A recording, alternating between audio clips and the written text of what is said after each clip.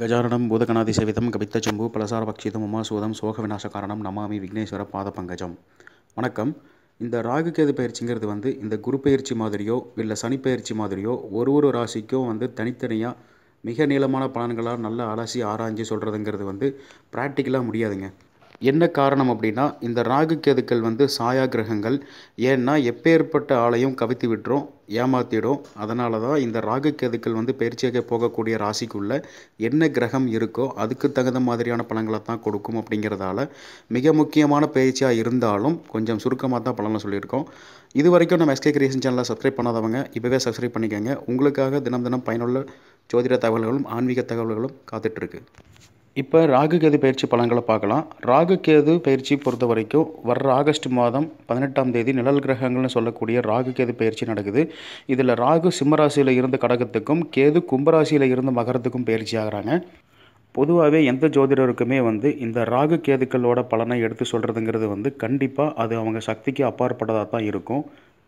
அதனால தான் இதை நிழல் கிரகம்னும் சாயா கிரகம்னு சொல்கிறாங்க. அதனால் ராகு கேதுக்களோட பயிற்சியை பொறுத்த வரைக்கும் பலன்கள் எல்லாம் பார்த்திங்கன்னா பொதுவாக பெரிய பலன்களை சொல்ல மாட்டாங்க. ராகு எந்த கிரகத்தோடு போய் சேர்ந்து பயிற்சி ஆகிறாரோ, கேது எந்த கிரகத்தோடு போய் பயிற்சி ஆக போகிறாரோ அதுக்கேற்ற மாதிரியான பலன்களை தான் கொடுப்பாங்க. இப்போது குரு பயிற்சி கொடுக்கக்கூடிய முக்கியத்துவத்தை காட்டிலும் சனி பயிற்சிக்கு கொடுக்கக்கூடிய முக்கியத்துவத்தை காட்டிலும் இந்த ராகு கேது பயிற்சிக்கு தான் அதிக முக்கியத்துவம் கொடுக்கணும். காரணம் என்னன்னு கேட்டிங்கன்னா, நல்ல மனுஷனையும் கெடுத்துட்டு போயிடுவாங்க இந்த ரெண்டு பேரும் சேர்ந்து. அதனால தான் எனக்கு தெரிஞ்ச மாதிரி ஓரளவுக்கு கணக்கு போட்டு ஒவ்வொரு ராசிக்கும் மேஷம் முதல் மீனம் வரை பொதுவான பலன்களை சொல்லியிருக்கேன். இப்போ இந்த கடகராகவும் மகரக்கேதுவும் அடுத்த 1.5 வருஷத்துக்கு மகர ராசியில் பிறந்தவங்களுக்கு என்ன மாதிரியான பலன்களை செய்வாங்கன்னு பார்க்குறப்போ, காலபுருஷ தத்துவத்துக்கு 10வது ராசியாக வரதுங்கிறது இந்த மகர ராசியை சொல்லுவாங்க. இந்த மகர ராசியை பொறுத்த வரைக்கும் பார்த்தா இதுவரைக்கும் ராகு 8ல் இருந்தார். இப்போ ராகு 7ஆம் இடத்துக்கும் 2ஆம் இடத்துல இருந்த கேது இப்போ ஜென்ம ராசிக்கேவும் பயிற்சி ஆகிறாங்க. இதுவரைக்கும் இந்த ராகு கேது இருந்த இடங்கள் அவ்வளவு சிறப்பான இடம்னு சொல்ல முடியாது. இந்த ராகு 8ல் இருந்து மாறுறதே நல்ல விஷயந்தாங்க. ஏன்னா 8ஆம் இடத்துல இருந்த ராகு நிறையவே கௌரவத்தை பாதிக்கக்கூடிய மாதிரியான பலன்கள் தான் செஞ்சுருப்பாங்க. உடல் நலத்தை பாதிக்க வச்சுருக்கும். பெற்றோர்கள் வகையில் நிறைய வைத்திய செலவுகள், கூட பிறந்தவங்க கிட்ட சங்கடங்கள், நெகட்டிவான பலன்களை தான் இந்த 8ஆம் இடத்து ராகு செஞ்சுருப்பார்.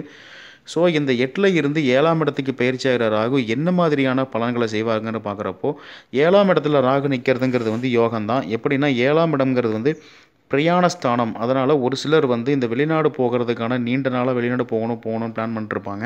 அவங்களுக்கெல்லாம் ஏதோ ஒரு ப்ராப்ளம்னால போக முடியாமல் இருந்திருக்கும். விசா கிடைக்கல, ஏதோ ஒரு ப்ராப்ளத்தில் இருக்கும். ஸோ இந்த டைமில் முயற்சி பண்ணிங்கன்னா அதெல்லாமே வெளிநாடு போகிறதுக்கான அமைப்பு பாசிட்டிவாக இருக்குன்னே சொல்லலாம். அதுவும் வெரி எஸ்பெஷலி ராகு இந்த வேலை பார்க்குறதுக்காக போகிறாங்க பாருங்கள். பிஸ்னஸ்க்காக போகிறதுங்கிறது தனி. ஆனால் வேலை பார்க்குறதுக்காக போகிறாங்க பாருங்கள், அவங்களுக்கு இந்த பயிற்சி வலுவான அமைப்பாக இருக்கும். அதே மாதிரி 7ஆம் இடங்கிறது திருமணம் ஸ்தானங்கிறதுனால சுயஜாதகம் வலுவாக இருக்கவங்களுக்கு நல்ல வரம் தேடி வரும். புதுசாக தொழில் தொடங்கணும்னா தாராளமாக தொடங்கலாம். முக்கியமாக 7ஆம் இடம்ங்கிறது பார்ட்னர்ஷிப்பையும் குறிக்கிறதால ஒரு சிலர் பார்ட்னர்ஷிப்பில் தொழில் தொடங்கலாம். ஏற்கனவே பிஸ்னஸ் இருக்கவங்களுக்கு தொழில் விருத்தி அடையும். 10ஆவதுக்கு 7.5 சனி தொடர்வதால் விரயம் அதிகரிக்கும். அப்போ இப்படி வரக்கூடிய விரயத்தை சுபவிரயமாக மாற்றிக்கலாம்.